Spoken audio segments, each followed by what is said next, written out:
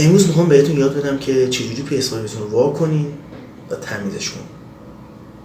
آماده این؟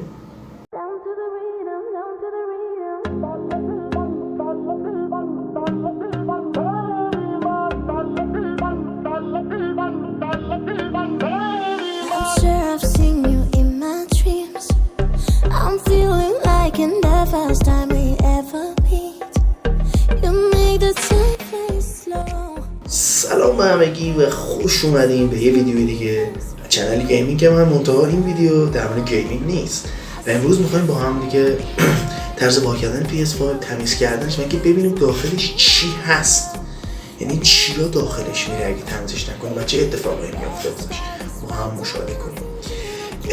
دوستانی که کرش میکنه دستگاهشون PS5شون صدا میده حتما این ویدیو رو تا اینجا نگاه کنن، چون حتما دلتون میخواد بدونید که تو فنتون چه چیزاییه. قبل اینکه بریم سراغ ویدیو، لایک و کامنت و سابسکرایب یادتون نره و همچنین دانتر به دوستتون معرفی کنید. حرف بسته، let's go.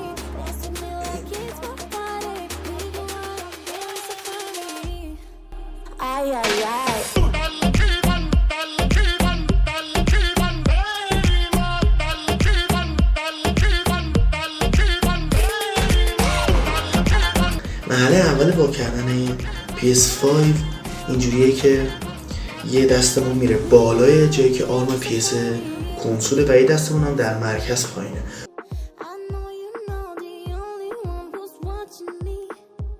اون بالا سمت PS دو تا خار داره، دایره است که باید ما اینو یه فشار بدیم به سمت پایین، خارش وا میشه.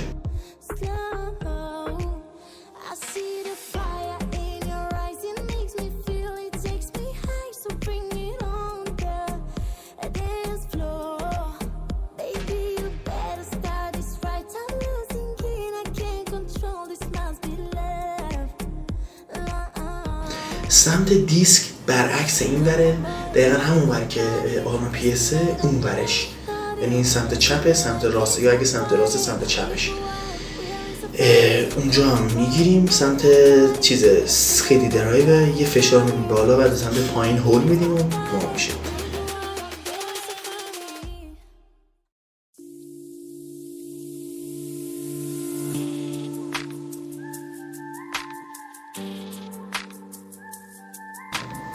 همونطور که میبینید من دستگاهمو 2 سالگی تمیز نکردم و خیلی کثیفه، یعنی توش همه چی پیدا میشه، پر پشم پیرزن و همه چی. با صورت جارو برقی بهترین وسیله‌ای که میتونیم خاکاشو بگیریم.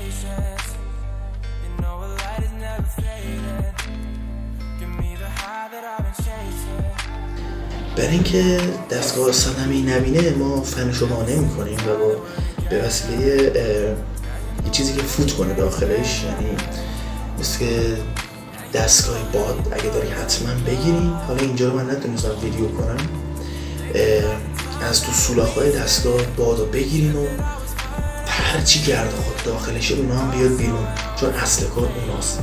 و الان ببینید که من چی پیدا کردم من تو دستگاه.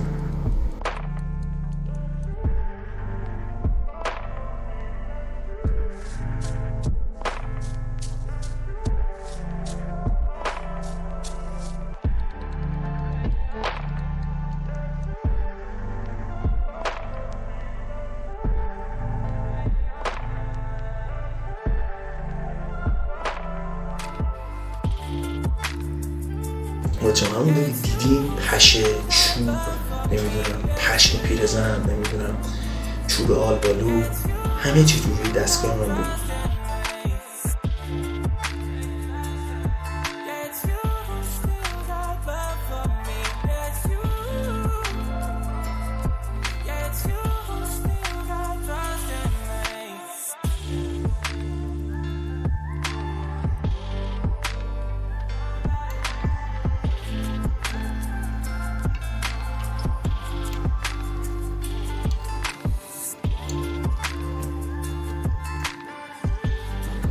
این کاری که کردم شما هم انجام بدین و در آخر دستمال نمدار بکشین دستگاه رو تمیز کنین و همون روشی که در آوردین همون روش جا بزنین و تمام.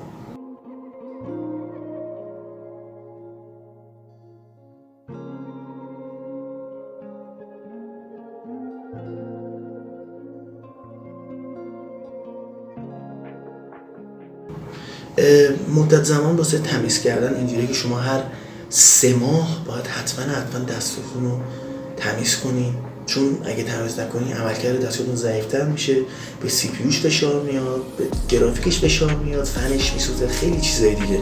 حتما این کاری که من انجام دادم حتما همشو انجام بدین و حتما اگر کرش میکرد دستگاهتون یا صدای دستگاهتون اومده پایین و صدا میداد، الان دیگه همه چیش حله.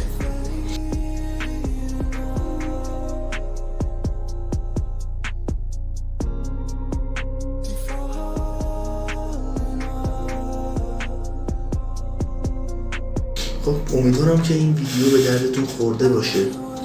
یادتون نره حتما چنل رو سابسکرایب کنید، لایک بزنید و کامنت هم بزنید اگه دوست داشتین و بانتر برستون معرفی کنید. ببینمتون تا ویدیو بعدی. خدا نگهدار همگی.